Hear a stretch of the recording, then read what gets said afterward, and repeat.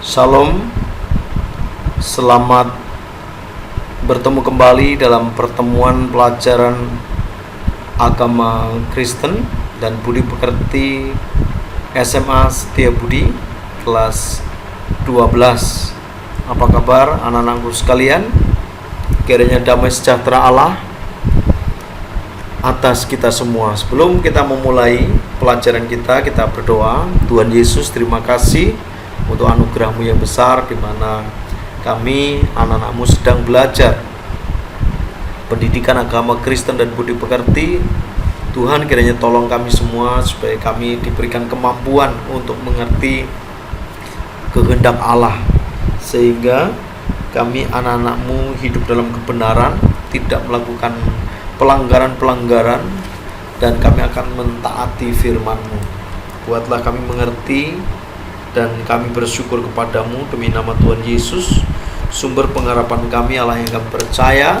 Padamu kami berdoa, haleluya, amin, amin, amin. Puji Tuhan anak-anakku sekalian yang diberkati oleh Tuhan Yesus Kristus. Pada pelajaran hari ini kita masuk ke bab 3, yang dimana tema bab 3 di sini adalah hak asasi manusia dalam perspektif Alkitab. Hak asasi manusia dalam perspektif Alkitab. Anak-anakku yang diberkati oleh Tuhan Yesus Kristus, pada saat hari ini kita belajar mensyukuri pemberian Allah dalam kehidupan, yang dimana kita diperhadapkan dengan berbagai macam perbedaan suku, ras maupun agama dari sekitar kita, di rumah, di lingkungan masyarakat, di sekolah, di mana-mana kita dapatkan masyarakat yang multikultur, berbeda-beda suku, berbeda-beda keyakinan.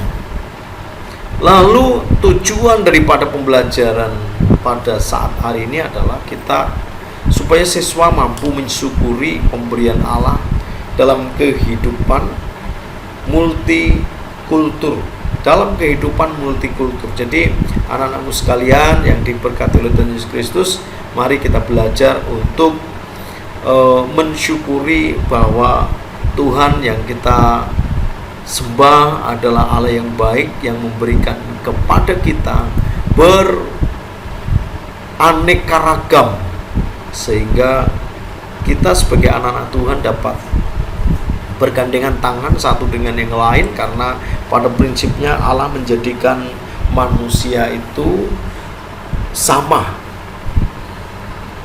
menjadikan manusia laki-laki dan perempuan ini yang dijadikan oleh Tuhan, laki-laki dan perempuan. Lalu yang Tuhan jadikan adalah laki-laki dan perempuan saling memperlengkapi. Jadi kehidupan perbedaan yang dimiliki oleh kita pada era sekarang ini, tujuannya tentunya adalah untuk saling memperlengkapi. Apabila kita melihat kekurangan masing-masing, seperti kita memandang jari-jari kita, maka ketika kita mengoreksi si jempol, maka tangan atau jari-jari kita, jari jempol kita akan katakan ini paling gendut, paling banyak makannya, ya, paling menyusahin, menemui tempat dan lain sebagainya. Apakah benar hal itu seperti itu? Tentunya tidak. Semua jari dibuat oleh Allah dengan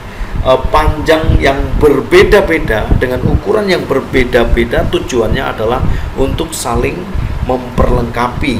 Oleh karena itu, bagaimana kita dapat memahami hal ini? Tentunya ketika kita belajar dari firman Tuhan.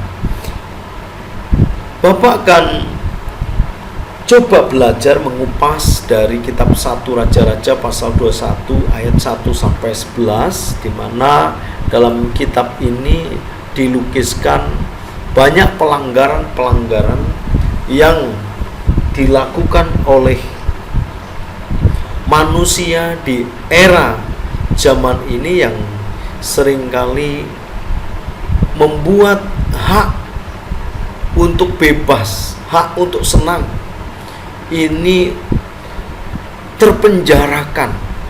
Kalau kita melihat seperti di gambar ini menunjukkan bahwa ada seseorang yang memiliki hak untuk bebas dari tekanan orang lain, namun dilanggar oleh orang lain. Dan apabila ini terjadi, maka tentunya ini akan sangat bertentangan dengan firman Tuhan. Ketika manusia pertama dibuat oleh Tuhan, manusia dibuat dalam keadaan yang sangat baik. Manusia dibuat oleh Tuhan dengan keadaan yang sangat sehat. Manusia dibuat oleh Tuhan dengan keadaan yang sangat sempurna.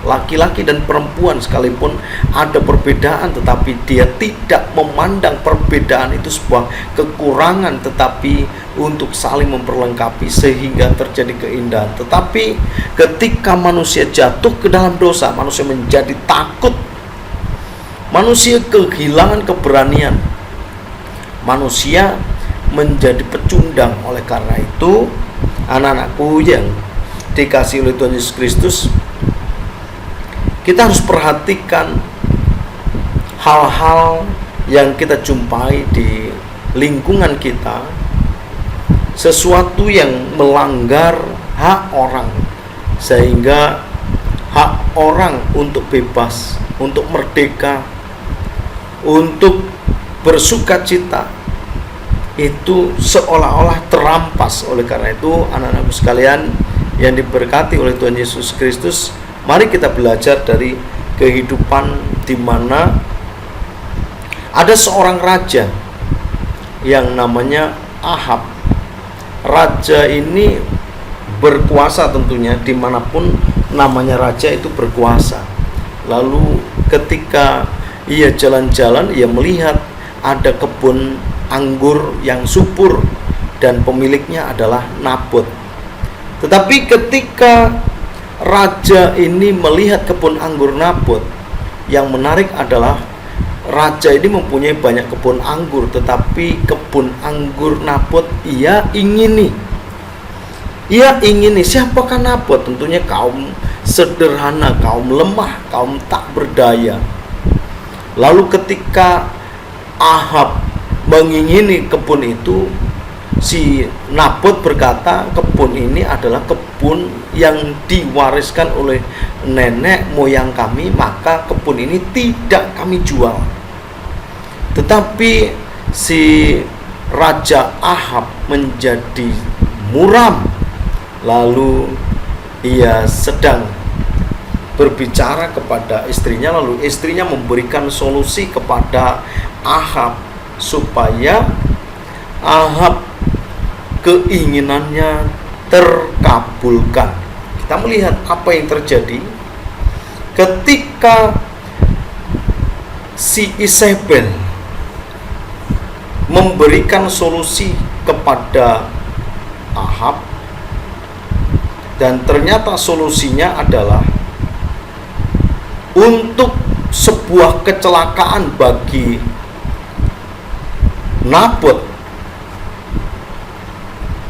Dan yang menarik di sini adalah si Ahab tidak mempedulikan semuanya itu, tetapi ia lebih mendengarkan nasihat istrinya daripada menghormati hak orang lain atau menghormati HAM. Sehingga yang terjadi drama pembunuhan dirancang oleh Isabel. Nabot dituduh telah menghujat Allah dan Nabot mati dilempari batu.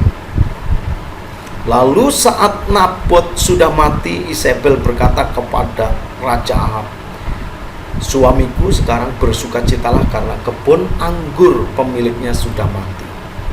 Lalu diambilnyalah kebun anggur itu, sehingga yang terjadi adalah sebuah malapetaka di kerajaan Israel akibat daripada Raja Ahab menyalahgunakan wewenang kedudukan, ia sudah berani melawan Tuhan, melawan titah Tuhan, melawan kebenaran. Akhirnya Ahab ditolak oleh Tuhan, dan Tuhan berfirman kepada nabi-nabinya bagaimana Isabel akan mati. Dan memang benar, akhirnya hukuman itu terjadi atas mereka yang melakukan pelanggaran, mereka yang melakukan kesalahan. Oleh karena itu, anak-anakku sekalian yang dikasihi oleh Tuhan Yesus Kristus, mari sebagai anak-anak Tuhan jangan sampai kita mencoba untuk melanggar apa yang Tuhan sendiri larang. Tetapi mari sebagai anak-anak Tuhan belajarlah untuk selalu memperhatikan orang lain dan menunjukkan bahwa kita mengasihi mereka. Percayalah, apabila kita melakukan hal itu, maka kita akan dikenan Tuhan, dan kita akan bisa hidup dengan saudara-saudara kita yang berbeda suku, berbeda agama, berbeda budaya, dan kita akan berkumpul bersama-sama untuk saling memperlengkapi sehingga semuanya akan terjadi keindahan.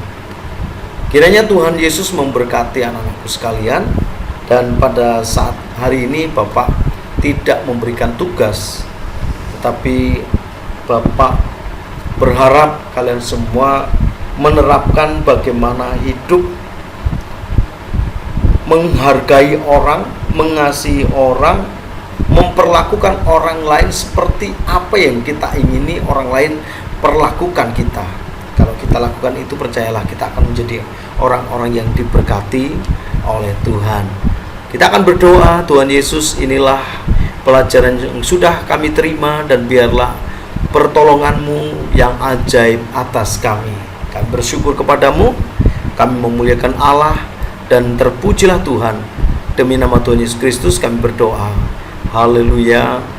Amin. Selamat belajar. Tuhan Yesus kiranya memberkati kita semua.